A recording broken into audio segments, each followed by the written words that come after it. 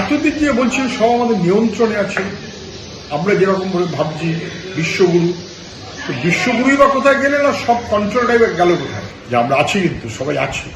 মানুষ চাইছে বিজেপি আর তৃণমূলকে তাড়াবার ব্যবস্থা করতে, কেননা বিজেপি আর তৃণমূল দুজনে মিলিয়ে সমগ্র মানুষের বিরুদ্ধে যুদ্ধ ঘোষণা করেছে। আমি এমন দোকান জানি কলকাতা শহরের ওপরে যে কয়লার উনুন অফ করে দিয়ে গ্যাস চালু করেছিল, গ্যাসের উনুন। মোদিজি সেই গ্যাসের উনুনকে অফ করিয়ে আবার কয়লা চালু করে দিলেন। খুবই বিপদ।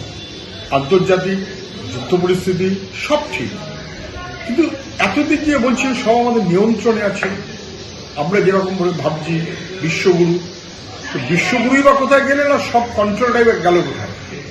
মানুষের জীবিকা, খাওয়া দাওয়া, ছোটখাটো এমনকি বেঁচে থাকার সংকট পর্যন্ত তৈরি হচ্ছে।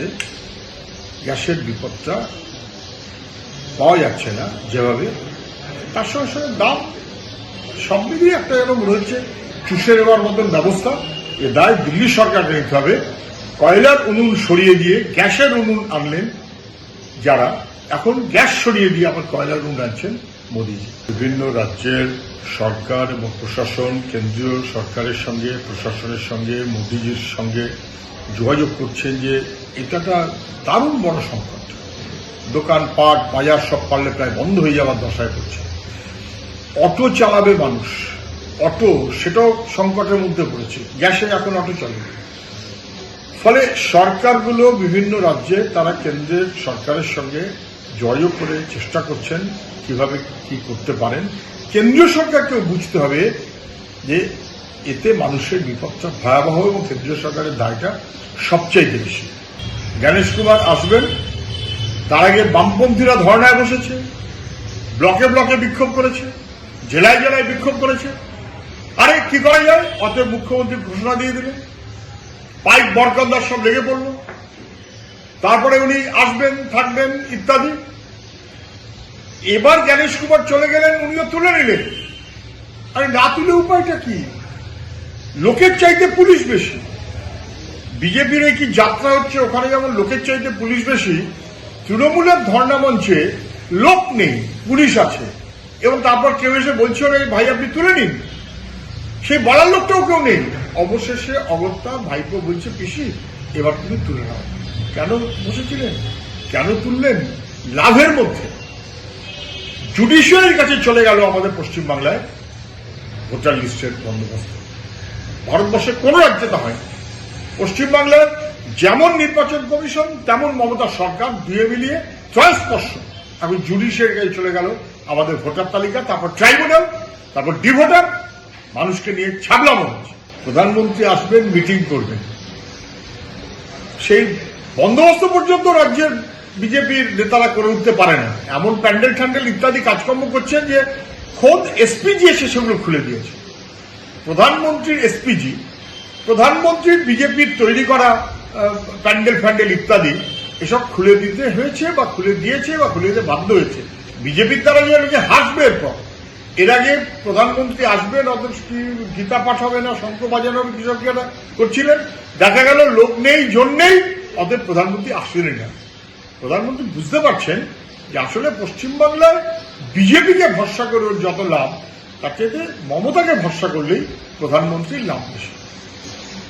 মুখ্য নির্বাচনী কমিশনার বলেছেন যে কোনো হিংসা না, কোনো ইন্টিমিডেশন না, কোনো চাপ সৃষ্টি না, ভালোভাবে ভোট হবে, ভোট করতে হবে ইত্যাদি। পায়াস উইশ থাকাটা ভালো, আমরা মনে করি তার চেষ্টাটাই করা উচিত।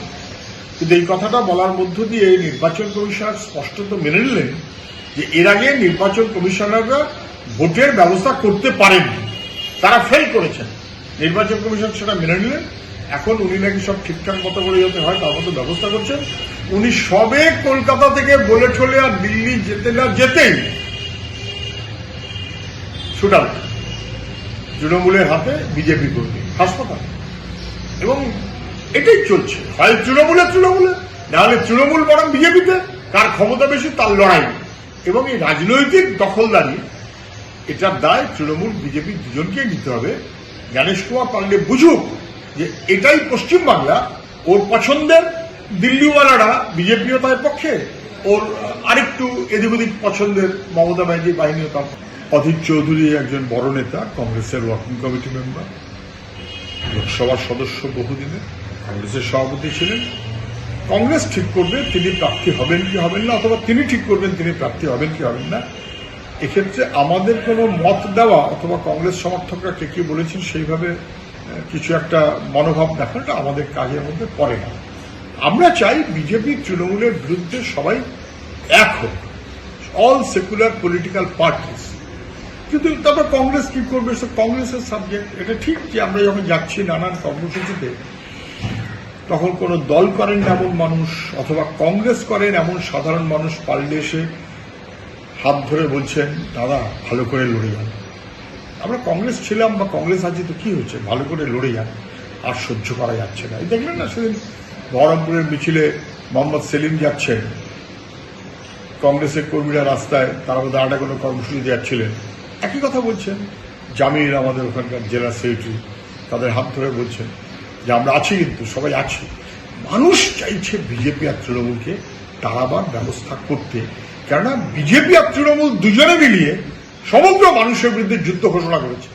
লড়াইটা বিজেপি বনাম তৃণমূল না, লড়াইটা তৃণমূল বনাম সিপিএম অথবা বিজেপি বনাম সিপিএম না, লড়াইটি যে বিজেপি তৃণমূলের মতন বাংলাকে ধ্বংস করার শক্তি, তার বিরুদ্ধে সমগ্র মানুষের ঐক্যবদ্ধ লড়াই, এটাই চলবে।